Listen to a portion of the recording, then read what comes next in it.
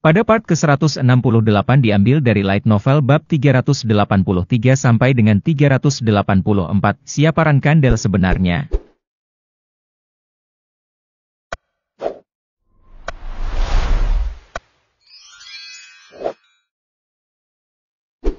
Murakan, yang terlambat mengetahui berita tersebut, mencoba sekali lagi untuk membuat keributan.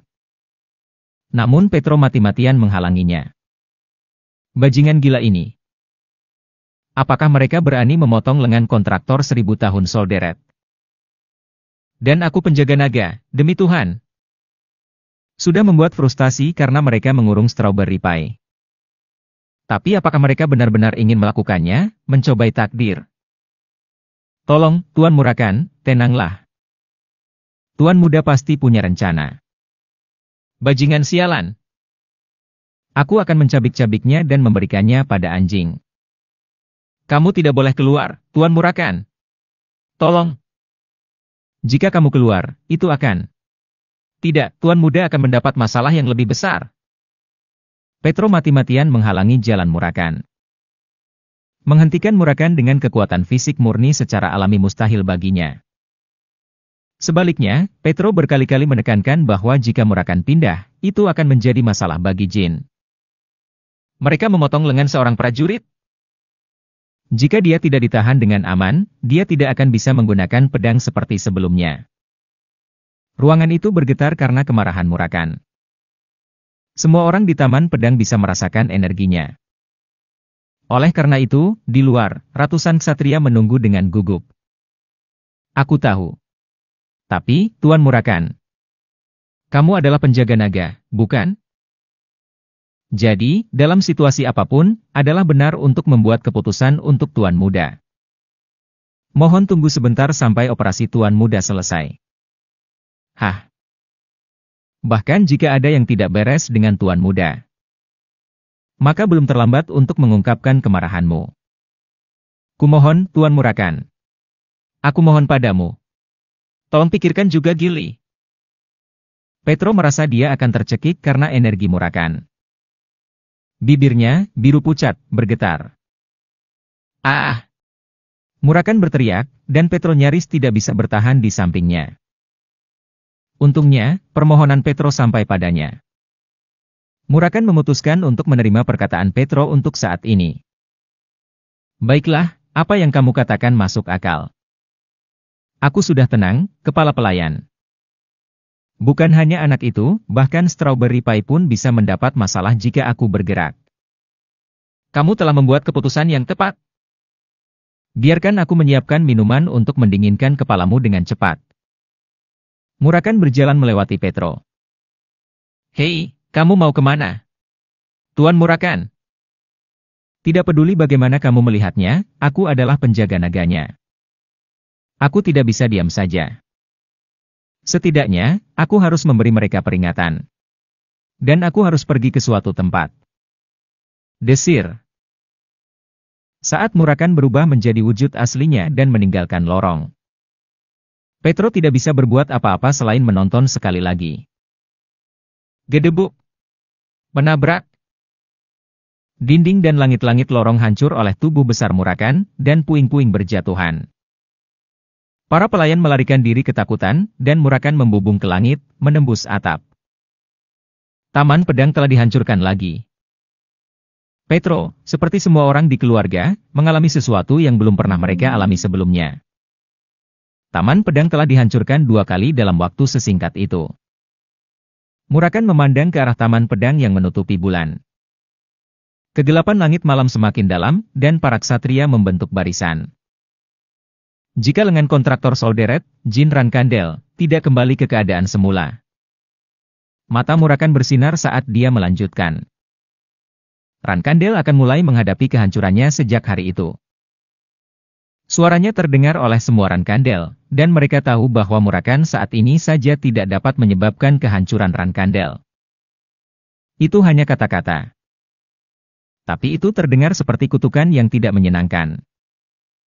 Mungkin karena Rankandel mempunyai kecenderungan untuk menghormati tahayul yang aneh. Namun anggota keluarga merasa kata-katanya seolah membebani hati mereka. Dengan cara ini, Murakan mulai meninggalkan Taman Pedang, terbang menuju tujuan yang tidak diketahui. Operasi berlanjut sepanjang pagi hari. Menyembuhkan amputasi membutuhkan konsentrasi yang ekstrim, dan penyembuh klan sepertinya akan pingsan kapan saja. Direktur, kejang intermiten terjadi di lengan yang diamputasi. Kita tidak bisa mengendalikannya. Aku juga punya mata dan otak, jadi tutup mulutmu dan masukkan mana. Yang kita pasangkan kembali bukanlah lengan orang biasa, itu adalah lengan pembawa bendera Rankandel. Meskipun lengannya sudah lama ditanam kembali, kejang-kejang yang tidak diketahui masih tetap ada. Hal ini membuat tim medis gila. Jika mereka tidak bisa mengendalikan kejang dengan sempurna, operasinya akan gagal. Jika kita tidak bisa memulihkan lengan pembawa bendera dengan sempurna, seluruh tim medis harus bersiap mati bersama. Sial, tidak ada nekrosis. Kejang sialan apa ini? Hei! Cepat lari dan bawa lebih banyak sumber daya. Mana? Saat pintu ruang operasi tiba-tiba terbuka, ketua tim medis berdiri dan berteriak. Siapa yang masuk ke ruang operasi selama operasi? Meskipun ini adalah Taman Pedang. Di dalam ruang operasi, kepala tim medis adalah otoritas tertinggi. Sekalipun yang masuk adalah Chiron, perintah ketua tim medis tetap sah. Begitulah cara Rankandel memperlakukan tim medis. Bahkan ketika mereka terluka saat menjalankan misi atau dalam pertempuran. Jika tim medis tidak dapat mendukung mereka dengan baik, mereka tidak dapat bertarung dengan baik. Tentu saja, ketua tim medis mengira bahwa penyusup yang memasuki ruang operasi dengan sembrono adalah pembuat onar dari Dewan Tetua. Karena itulah amarahnya semakin berkobar. Terlepas dari perselisihan internal atau perebutan kekuasaan yang terjadi di dalam klan, otoritas tim medis harus dihormati. Sudah menjadi tradisi bagi tim medis untuk menjaga netralitas penuh dalam klan selama beberapa generasi. Keluar sekarang! Aku bilang keluar. Kepala tim medis yang kesal berteriak, tetapi dia berhenti berbicara ketika melihat siapa yang masuk. Mata tim medis hampir melotot kaget saat melihat wajah penyusup yang baru saja melepas tudung kepalanya. Itu Raja Suci. Raja Suci Vankela. Kepala tim medis tidak bisa menahan diri untuk tidak mengucapkan kata-kata ini. Raja Suci, Lani Salome. Dia baru saja tiba di Taman Pedang. Dia dibawa ke sini oleh Murakan, yang secara pribadi pergi ke Kerajaan Suci. Satu-satunya yang bisa memanggil Raja Suci untuk urusan pribadi adalah Jin dan Murakan. Aku telah membawa fanatik religius. Tidak, Holy King. Kenapa kamu tidak bisa memanggilnya dengan benar? Hah? Murakan yang berdiri di belakang Lani menggeram, menyebabkan anggota tim medis menundukkan kepala. Kami menyambut Yang Mulia, Raja Suci. Kami menyambut Yang Mulia, Raja Suci. Bagi tim medis, penyelamat mereka terasa seolah telah tiba. Aku datang hari ini bukan sebagai penguasa kerajaan suci tetapi sebagai teman Jin. Jadi tidak perlu memperlakukanku secara formal. Lani berlutut di samping Jin. Bagaimana situasinya? Pemasangan kembali telah selesai, tetapi ada penyebab yang belum teridentifikasi atas kejang yang sedang berlangsung. Lani mengangguk seolah dia mengerti. Saya akan memeriksanya. Ya. Begitu Lani tiba, tim medis secara alami memfokuskan upaya mereka pada pengobatannya. Mereka dianggap sebagai tim medis terbaik di Hufester, tetapi tidak ada tim medis di dunia yang bisa melampaui Holy King dalam hal keterampilan. Wong! Saat Lani mulai memancarkan energinya, ruang operasi langsung bermandikan kekuatan suci berwarna kuning cerah. Sejak menjadi Raja Suci, kekuatan sucinya semakin dalam dari hari ke hari. Ayula akan melindungi temanku. Jin bangun dari anestesi di pagi hari. Ketika dia melihat Lani duduk di sampingnya, dia tersenyum seolah dia tahu Lani akan datang. Kamu sudah bangun. Lani. Dilihat dari ekspresinya, tidak perlu ditanyakan apakah operasinya berhasil. Terima kasih. Kamu memperlakukanku seperti penyembuh pribadi. Beberapa bulan yang lalu, Lani datang ke Tikan untuk merawat Valeria yang menderita reflux mana. Aku melihat kucing hitam di dekat jendela pagi-pagi sekali, jadi aku teringat pada Tuan Murakan.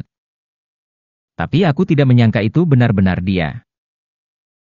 Saat itu, ekspresi Jin berubah serius. Bukankah keamanan di kamar Raja Suci agak longgar? Haruskah aku membelikanmu pedang yang bagus? Ya, aku akan memikirkannya. Aku sudah menerima cukup banyak uang darimu, dan aku merasa sedikit bersalah karena menerima lebih banyak dukungan.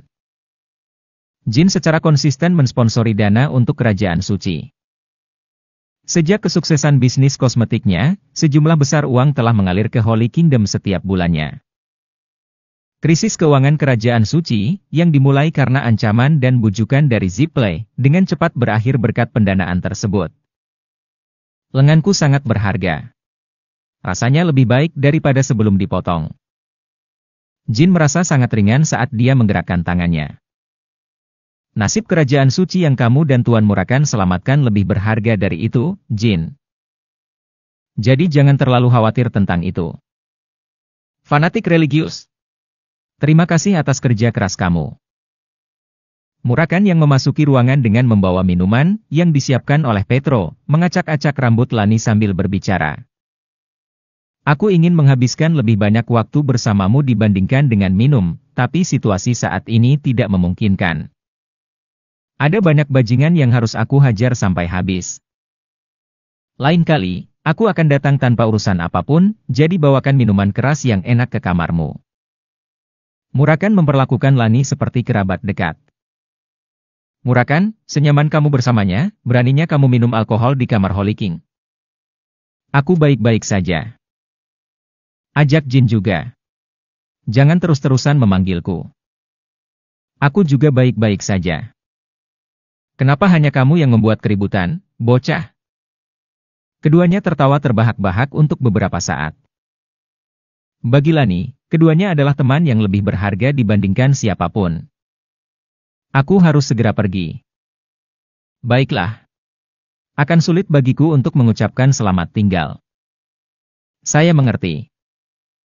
Apalagi sekarang, Taman Pedang, yang terkenal dengan kebrutalannya, benar-benar dipenuhi dengan haus darah. Sebelum Jin bangun, Lani sudah diberitahu tentang situasinya oleh Murakan. Kuharap tidak ada pagi lagi saat aku harus datang dan mentraktirmu, Jin. Itu tidak akan terjadi. Tim medis kami mungkin sedikit sibuk hari ini, tapi... Apakah kamu tidak merasa kasihan dengan lenganmu? Lengan itu baru saja disambungkan kembali. Lani hanya mendoakan yang terbaik untuk tim medis Rankandel yang kelelahan dan bekerja terlalu keras yang telah bekerja sepanjang malam untuk merawat Jin. Bahkan lenganku pun butuh kesempatan untuk bersinar. Lani menggelengkan kepalanya dengan simpati. Kamu tidak merencanakan pemberontakan lagi, kan? Apakah aku terlihat sebodoh itu, Lani? Sebenarnya tidak, tapi, baiklah. Kuharap aku tidak dipanggil lagi untuk urusan seperti ini. Sampai waktu berikutnya. Dan jagalah tubuhmu dari waktu ke waktu. Saat Lani pergi, mata Jin dan Murakan dipenuhi dengan niat membunuh. Kamu bertahan dengan baik, Murakan. Aku masih bertahan. Aku ingin mengunyah dan menelan para idiot Dewan Tetua itu sekarang. Ya, kamu pasti sudah punya rencana, kan? Saya akan membuat pernyataan. Pernyataan? Pernyataan macam apa? Pernyataan untuk mengembalikan Rankandel ke statusnya sebagai keluarga pendekar pedang sihir. Perang untuk merebut kembali tahta keluarga. Dalam perang itu, Jin berencana melakukan suatu prestasi yang hanya bisa dia capai di Rankandel. Berkedip. Sejenak Murakan hanya berkedip, seolah mendengar sesuatu yang buruk. Dia terlihat bingung, tapi tak lama kemudian matanya bersinar dengan senyuman jahat. Hahaha. Maksudmu kamu akan mengembalikan Rankandel seperti semula? Apa kamu serius?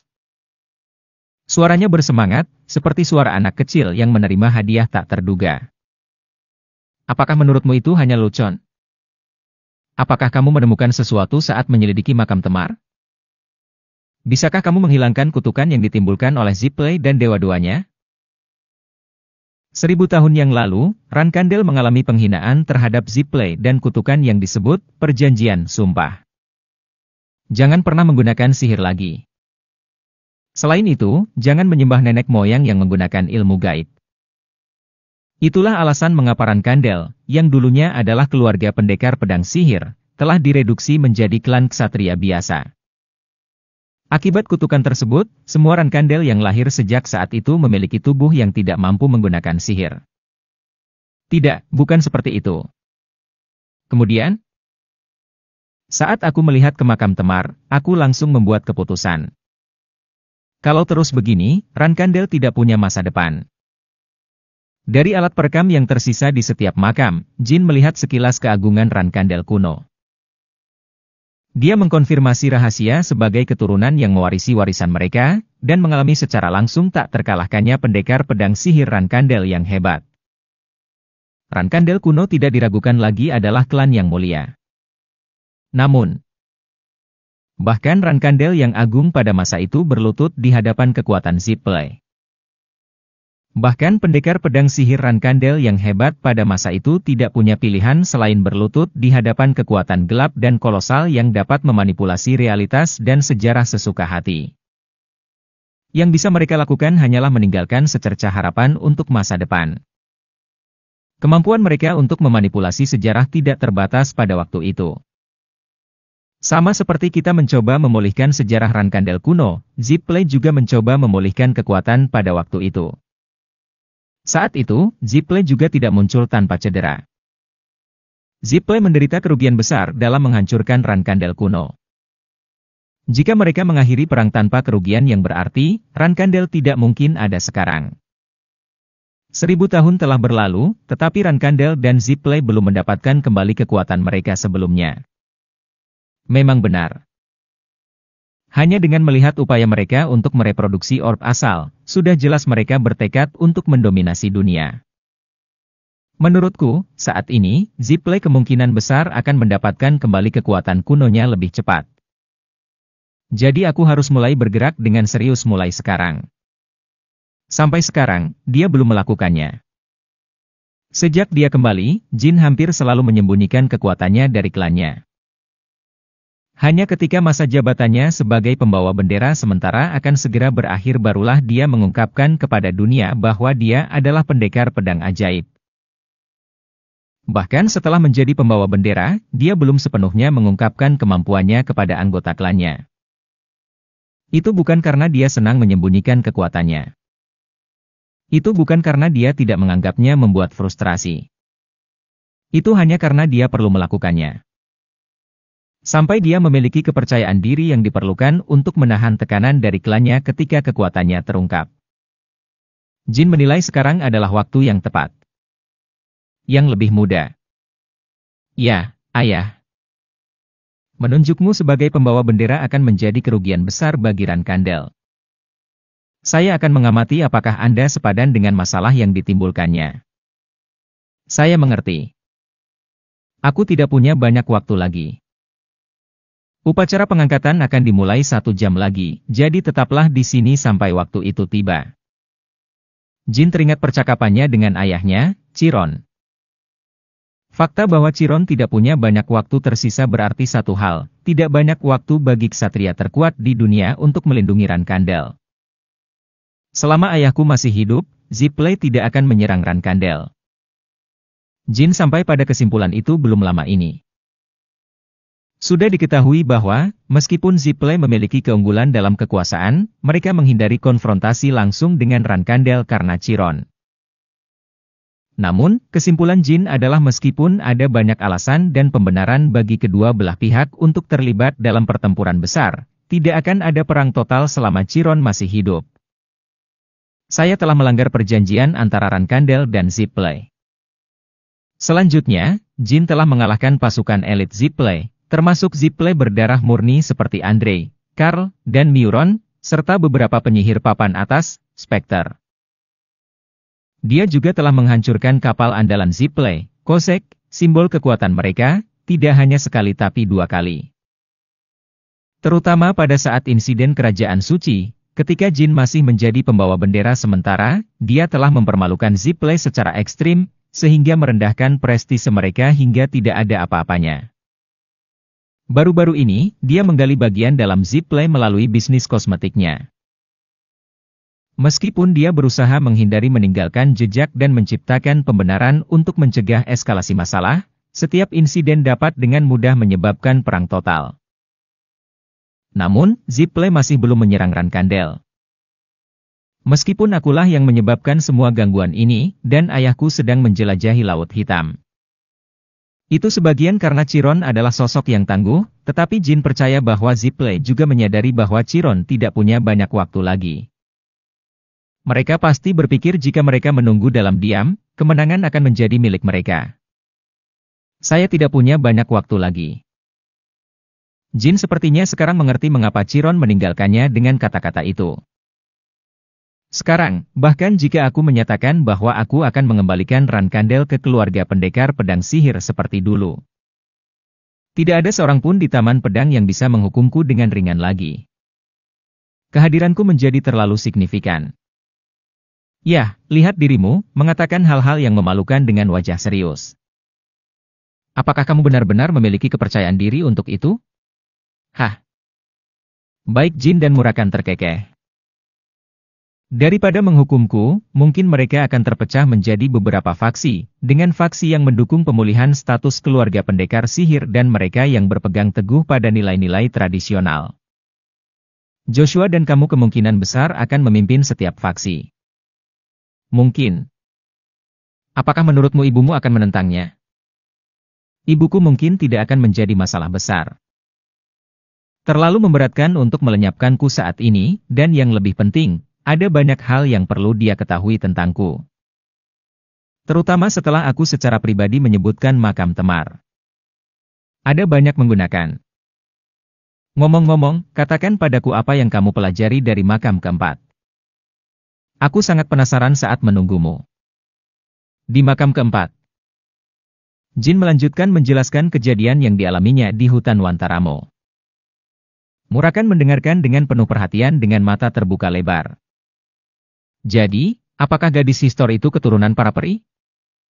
Dan apakah para peri di hutan Wantaramo dikutuk oleh Heluram? Itu benar.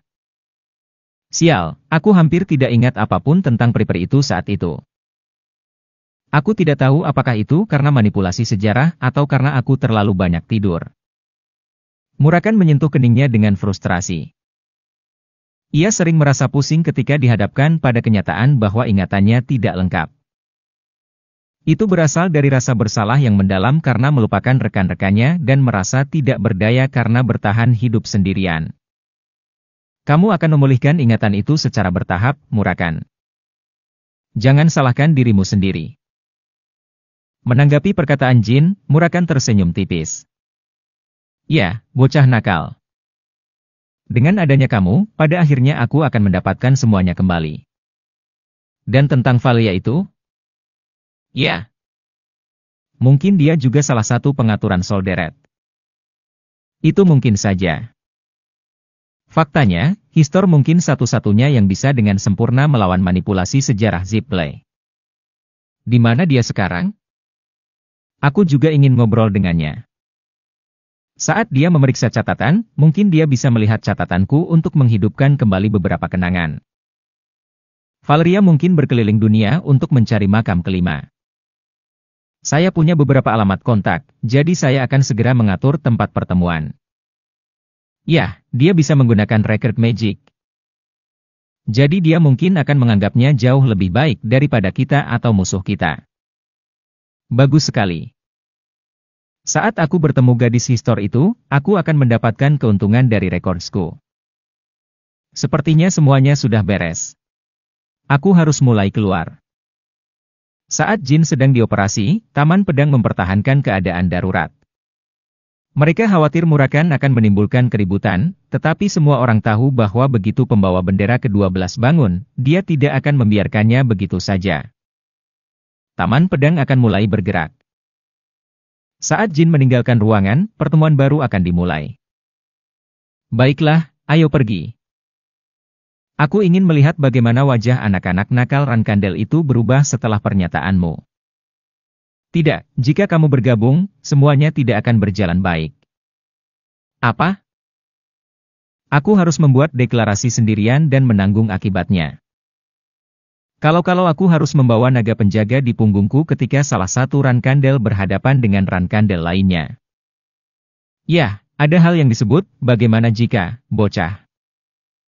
Bagaimana jika seseorang seperti pembawa bendera kedua atau mereka yang mengikutinya, atau bahkan ibumu, mencoba membunuhmu setelah mendengar pernyataanmu? Sebagai tanggapan, Jin mengangkat bahu. Tidak mungkin hal itu terjadi. Tapi kalaupun itu terjadi, menurutmu apakah aku akan mati? Jin yakin dia bisa melarikan diri bahkan dalam situasi terburuk sekalipun. Dengan bantuan beberapa orang yang jelas-jelas menyukai dia, termasuk Mary, hal itu mungkin terjadi dalam situasi apapun. Rasanya baru kemarin kamu belajar melepaskan energi bayanganmu. Kamu sudah berkembang pesat, bajingan kecil. Dan kamu punya tugas sendiri yang harus diselesaikan. Apa itu? Pai stroberi tidak. Maksudku, kamu harus membawa Gili. Begitu nama Gili disebut, alis Murakan berkerut. Aku akan memberitahumu terlebih dahulu, jika ada goresan kecil di strawberry pie. Sebaiknya kamu bersiap-siap karena aku akan membunuh siapa saja yang terlibat langsung bahkan jika kamu menghentikanku. Pertama, temui penatua Telot dan cari tahu di mana Gili ditahan. Kamu harus membawanya secara pribadi agar saya merasa aman. Begitu Murakan meninggalkan ruangan, Jin menarik napas dalam-dalam. Fiuh. Jika dia bilang dia tidak gugup, dia berbohong. Di tengah antisipasi yang mencekam, ada pula rasa gembira. Setelah memastikan bahwa Murakan terbang keluar jendela, sinar matahari tampak sangat terang saat Jin membuka pintu. Tuan muda. Petro mendekati Jin dan menundukkan kepalanya. Berkat kamu, lenganku telah sembuh dengan baik. Aku sangat bersyukur. Sangat mengharukan. Tidak apa. Apakah ibu, pembawa bendera, dan sesepuh ada di ruang pertemuan pusat? Terhadap pertanyaan Jin, Petro menggelengkan kepalanya dengan ekspresi berat. Mereka ada di tempat latihan. Tempat latihan? Ya. Begitu kamu bangun, mereka meminta untuk membawamu ke sana. Aku punya firasat buruk. Terlalu jelas mengapa mereka memanggilmu ke tempat latihan. Artinya, mereka bersedia menyelesaikannya dengan kekerasan jika diperlukan. Sementara Petro khawatir, Jin tersenyum seolah semuanya berjalan baik. Lagi pula aku merasa sedikit tidak nyaman merusak ruang pertemuan. Ini lebih baik. Apakah kamu memberitahuku? Bawakan aku camilan. Sesuatu seperti sandwich. Saat mata Petro melebar karena terkejut, Jin melanjutkan. Kamu tidak bisa menggunakan pedang dengan perut kosong, kan?